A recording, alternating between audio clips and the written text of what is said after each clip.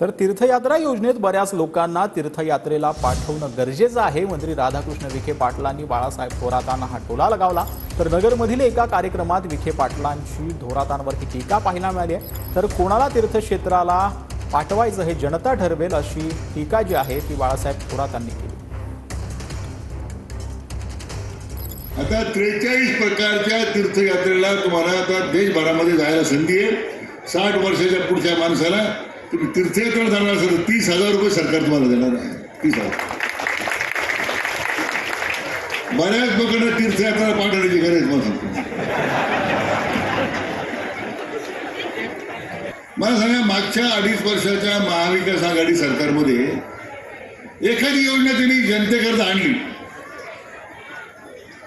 आणि आम्ही 3 वर्षामध्ये जे योजना आल्या, एकदा मला उठून तरी सांगावं की मागच्या सरकारचं काय बुजव होतं. तीर्थयात्रेला कोणाला पाठवायचं काय तो काळ ठरवत असतो आणि ज्यांना पाठवायचं त्यांना पाठवतायत. आपण पाहिलेलं आहे, निर्णय शेवटी जनता घेत असते कोणाला तीर्थयात्रेला पाठवायचं. मला असं वाटतं त्यांनी आता तीर्थयात्रेची तयारी करावी.